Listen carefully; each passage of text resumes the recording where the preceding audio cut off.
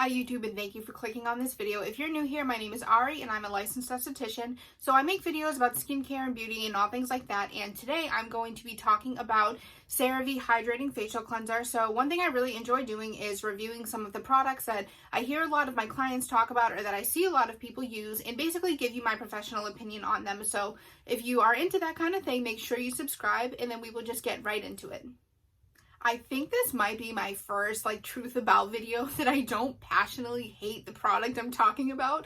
So we're on to positive things today. So I'm talking about the Cerave Hydrating Facial Cleanser. And the first thing I want to say is that I really enjoy the brand Cerave. As a drugstore brand, they don't have a lot of the problems and issues with drugstore products that I usually have. Because one thing that I really enjoy about this product specifically is that it's fragrance free. A lot of people swear that they have the most sensitive skin in the world and they use all types of irritating ingredients and detergents and fragrances, things like that. Most of you know fragrance is a huge irritant and probably the most common. So if you truly have sensitive skin that tends to stay red and irritated and dry, this product has no fragrance in it, so that right there makes it a good match for you. So one of the first ingredients to this product is Cetaphil alcohol, which is a combination of cetyl and stearyl alcohol. The word alcohol scares a lot of people in skincare, which is totally understandable because we're taught that it dries you out, but these alcohols are actually conditioning and they're good for your skin. So if you look in almost every single product you own, even if you check things like shampoos, it's going to have this ingredient in it. So no worries, they're perfectly fine even for sensitive skin.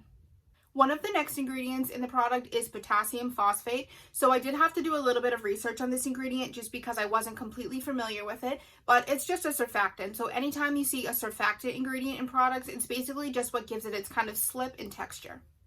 One of the most important ingredients in this product, and honestly is a reason alone for someone to purchase it, is the sodium hyaluronate, which that basically is just a smaller version of hyaluronic acid. So you have your hyaluronic acid, which holds 1,000 times its weight in water, great for dry skin, great for repairing the skin's barrier, but then sodium hyaluronate is a smaller molecular version of that. So that means that when you put it on your skin, it's going to be able to go deeper into the skin because of its smaller molecule size. So that ingredient is great, and it's very high up in the ingredient list, which is important to me. If you don't know what I'm talking about with the ingredients, products always list ingredients from the most to the least in the product. So water is usually the first because it's the most water, and then you hope that things like fragrance and parabens, anything like that that you kind of don't want a lot at, is going to be at the end of the ingredient list. Another great ingredient here is vitamin E. All skin types need vitamin E for its healing properties, but especially if you're sensitive and dry, this one is going to be great. Definitely last but not least, ceramides are a huge part of the product. If you really look into anything Cerave, they're really proud of their use of ceramides. So if you're not familiar with them, they're basically lipids that hold together the skin's barrier. So your skin is made up of all different things, but the ceramides are going to help hold everything together, make sure your skin stays tight, make sure that it's not losing water, things like that. So it's a great ingredient to have in this product, and I believe this one has, it's either 6 or 8 different ceramides in here, which is a great thing. Again, Cerave is very proud of their use of ceramides. So that's going to be really good for all skin types, especially if you're young and you want to make sure that you don't really get those signs of aging early on. It's going to help keep everything together. And then if you are older experiencing some signs of aging, things like ceramides are going to help prevent them from getting worse. But if you're basically looking for a nice, simple, gentle cleanser that's not going to dry you out, it's not going to strip your skin and give that tight feeling, it's not going to mess things up, this is a great cleanser for you. And honestly, it's a great cleanser if you love your skin and you don't see anything wrong with it. You just want to be washing it because you feel better about doing that than doing nothing at all. This is a great product for you. I think that even if you are looking for more results in your skin, like bigger results, but you're using maybe like a retinol or you're doing peels a lot, doing things that are really drying up the skin, I think this is a great cleanser because it's not going to do that additional drying out that your treatment products will do.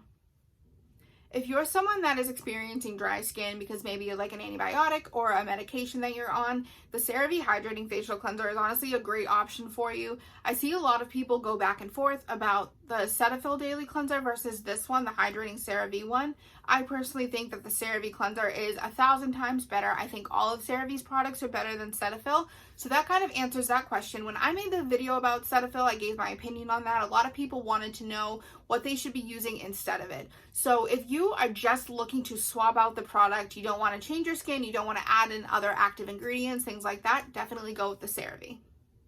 I also see a lot of videos on YouTube of people documenting their Accutane journey, and I think anybody who knows anything about Accutane knows that your skin gets worse before it gets better. A lot of those videos, people are using Cetaphil, and if you are one of those people, I would definitely say go swap that out for Cerave Hydrating Cleanser.